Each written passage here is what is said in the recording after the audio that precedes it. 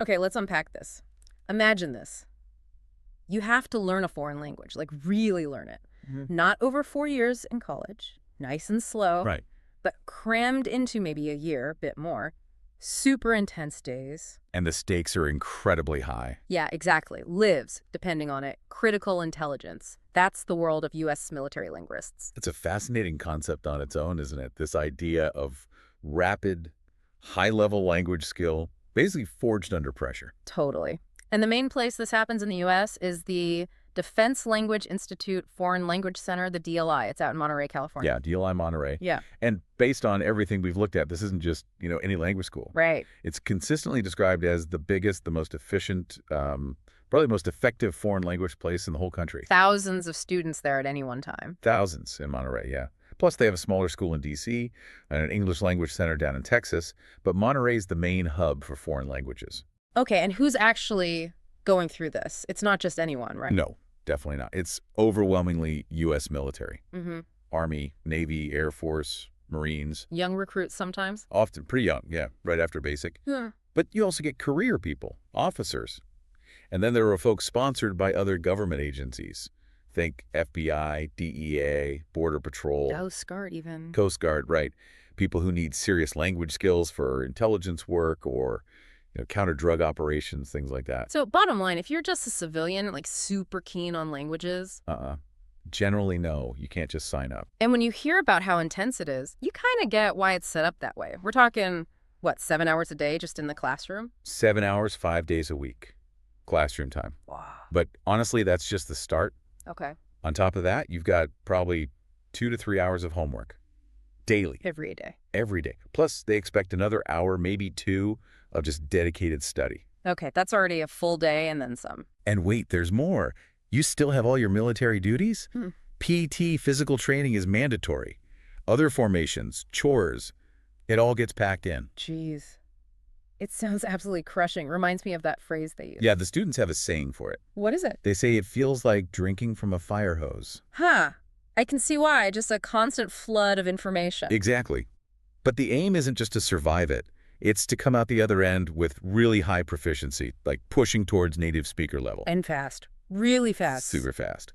The course length depends on the language difficulty, right? Ranges from maybe 26 weeks for the quote-unquote easier ones. Easier being relative here, I Oh, imagine. absolutely. Yeah. Up to 64 weeks for the really tough ones, Category 30 languages like Arabic, Chinese, Japanese, Korean. So Korean, for instance, 63 weeks. Right, and the sources point out that 63 weeks covers roughly what you'd get in maybe 3 years of a typical university language program. That's nuts. Cramming 3 years into under a year and a half. It's an incredible pace.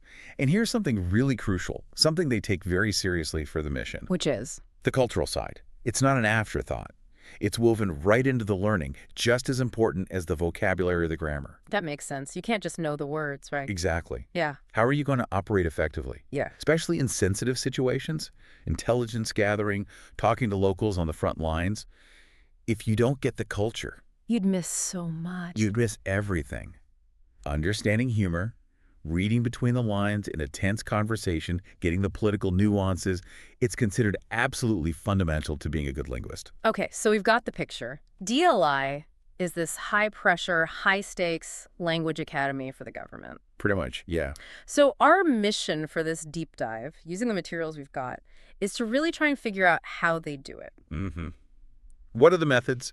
What makes it work under that kind of pressure? Right. And maybe more importantly for you listening, Yeah. what are the key takeaways? What principles from this intense military model could you maybe adapt for your own language learning? Even without, the 6 a.m. wake-up calls and bed checks. And definitely stick with this because there's a bit of a surprise later. Even though it's mainly a government thing, there are actually some DLI-related resources out there that civilians can access. Pretty useful stuff. Ooh, okay. Intriguing. So let's get into the how, starting right at the beginning. How do they even pick who gets to attempt drinking from that fire hose? Right. Getting in is the first big hurdle. Before you even smell the sea air in Monterey, you've got to pass a test. It's called the D-Lab. The Defense Language Aptitude Battery. Sounds serious. It is. It's a major gatekeeper. What's really different about the D-Lab is it doesn't test any language you already know. French, Spanish, whatever. Doesn't matter. So what does it test? It uses a completely made-up language, artificial, A made-up language. Why? to measure your underlying knack for learning languages, your aptitude. Can you spot patterns quickly? Can you figure out grammar rules just from examples? How good is your ear at picking up new sounds? Ah, so it's testing the learning skill itself, not existing knowledge. Exactly. You can't really cram for it in the traditional sense. It's trying to gauge how well your brain is wired to handle new language systems, basically on the fly. That's actually pretty clever. And your score on that? Huge factor. That score, plus what the military actually needs at that moment. That combination determines if you even get offered a linguist job, and if so, probably what kind of language you'll be learning. Easy, hard, specific region. So you don't necessarily get to pick, say, I want to learn Italian. You can list preferences, sure, but ultimately, it's about your aptitude score and, crucially, where the gaps are. What does the military need right now? That can change fast depending on what's happening in the world. Mission first, not personal preference. Absolutely. It's all about strategic requirements. Okay, so you pass the D-Lab, you get your language assignment, then what? The daily grind begins. And grind is the word. The sources describe it as potentially the hardest thing many of these students will ever do, period. Military or civilian life included. Yeah, for up to, 64 weeks. Your entire existence basically revolves around eating, sleeping, and breathing this new language. The structure sounds incredibly strict. Oh, it is. Almost like a monastery dedicated to language. Days start super early, often before 6 a.m. Oh, Standard military stuff. First room inspection ready, chores, formation. Then classes usually kick off around 7.3 or 8.0. yeah, those classes are the main event. 6, 7 hours? Yeah, 6 hours usually, spread through the day, short breaks. But the learning doesn't just stop when class ends mid-afternoon around 3:30. Right, you mentioned PT? Yep, mandatory physical training often comes next. Then dinner. Then, usually, required study hall starting around 7 p.m. Required study hall, even for adults. Yep. Hmm. Then more military tasks, uniforms for the next day, that kind of thing. There's a 9:45 p.m. bed check formation. And you're expected to keep studying right up until the 10 p.m. curfew. Wow. It really puts my evening Duolingo session into perspective. Doesn't it?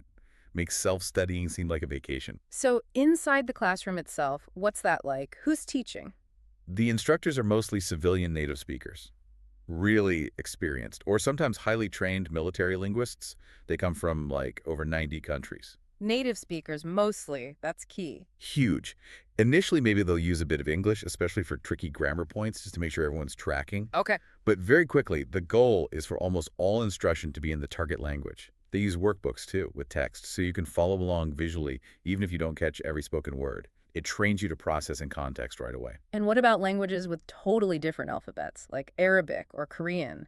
That seems like a huge extra challenge. It is. So for those, they have a special initial course, nicknamed Sound and Script. Sound and script. The student nickname is apparently Scream and Scribble. Huh. Okay. It's this intense period, sometimes up to a month, every day, even before the main language classes start, just focused on mastering the alphabet, the sounds, the pronunciation basics. Laying the absolute foundation before the real flood begins. Exactly. Got to have that down first. Then the curriculum itself is very structured, often thematic. Thematic. How so? Lessons might center on topics relevant to the culture or region, history, geography, current events. And the expectation is you discuss these complex things in the target language, even early on when you're stumbling. It forces that immersion and practical use immediately. That sounds tough, but effective. Any specific teaching methods that stand out? Yeah, one big one, which is actually a great tip for any learner, is they really focus on learning whole sentences and dialogues right from the start. Not just memorizing lists of single words. Less of that, more learning meaningful chunks. The thinking is, if you learn language in complete phrases or sentences, you start to pick up the grammar and structure more naturally, more intuitively. Ah, context is built in. Right, you see how the pieces work together in a real utterance? They believe it's more effective than learning abstract grammar rules and then trying to plug words in.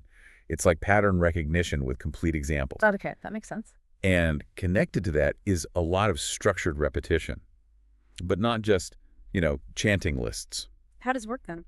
If you learn new vocabulary or a grammar point, those specific items get deliberately woven into all sorts of different activities throughout the day.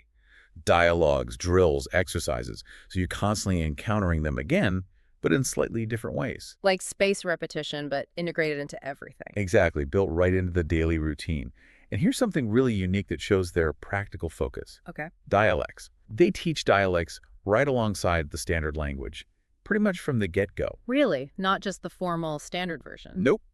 They introduce and give practice with common regional variations. Because think about it. If you're deployed somewhere. Yeah.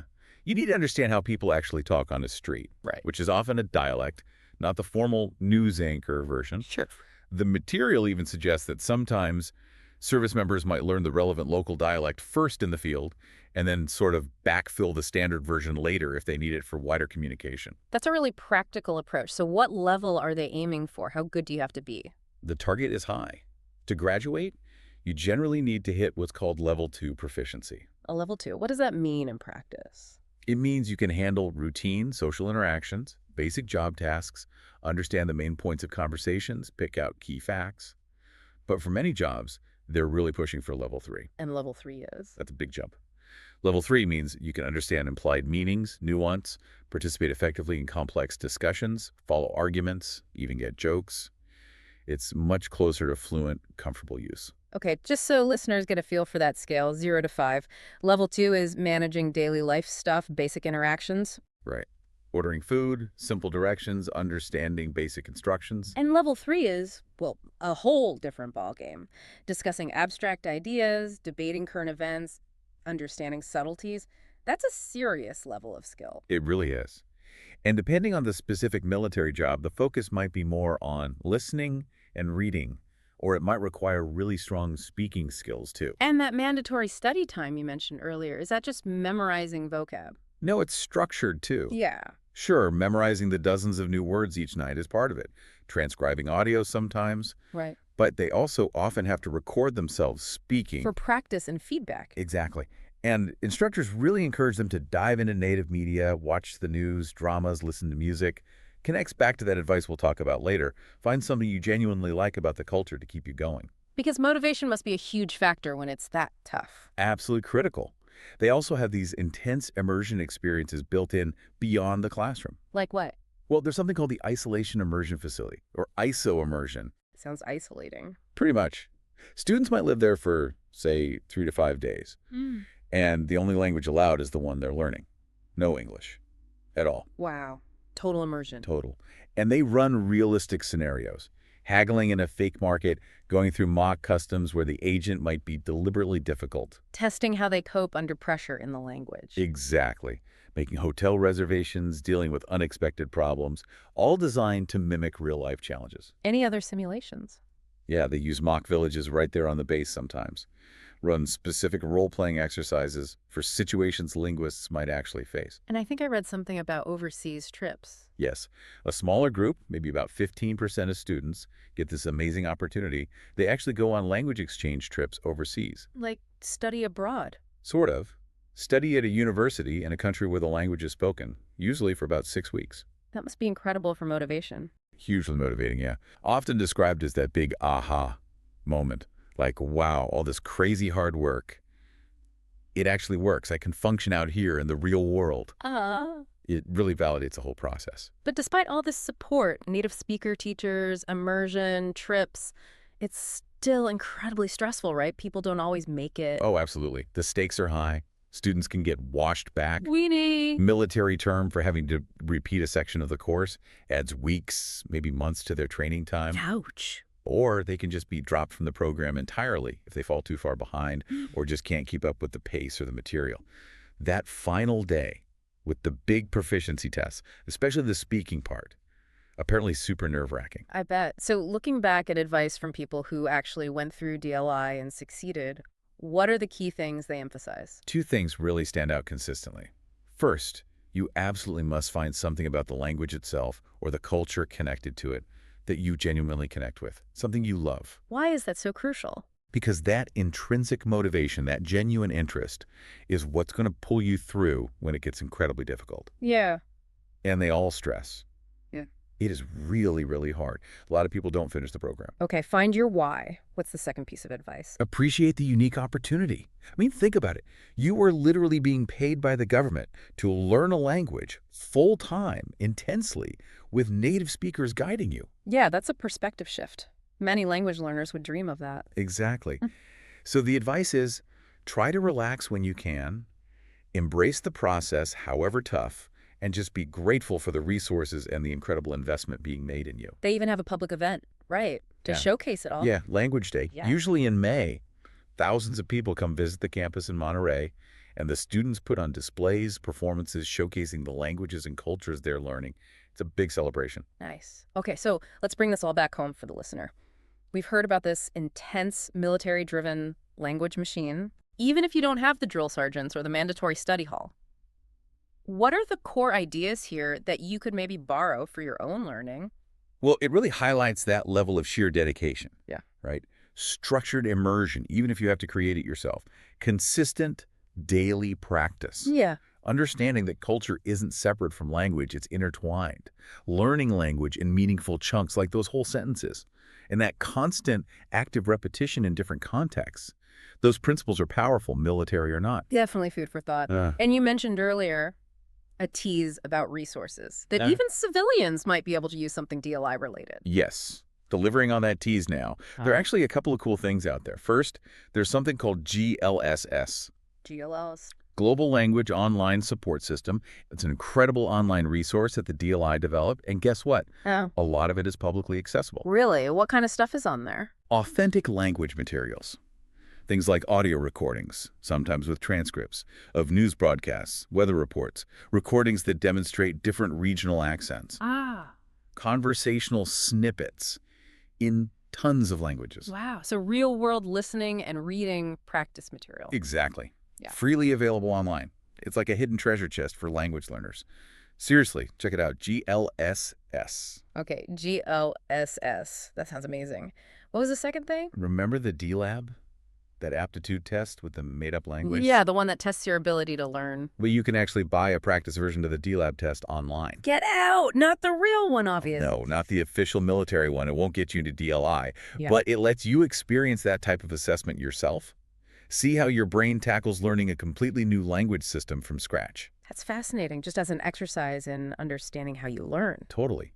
It gives you a little glimpse into how they identify that potential for learning languages really quickly. Which brings us to maybe a final thought to chew on, building off that D-Lab idea. The DLI puts so much emphasis on language aptitude testing, that fundamental ability to learn before they even start teaching a specific language. Right. The selection process is key. So does this suggest that maybe cultivating the skill of learning itself, just becoming a better, faster, more efficient learner in general, might be even more important for rapid language acquisition than the specific teaching tricks they use, or even just the sheer number of hours you put in?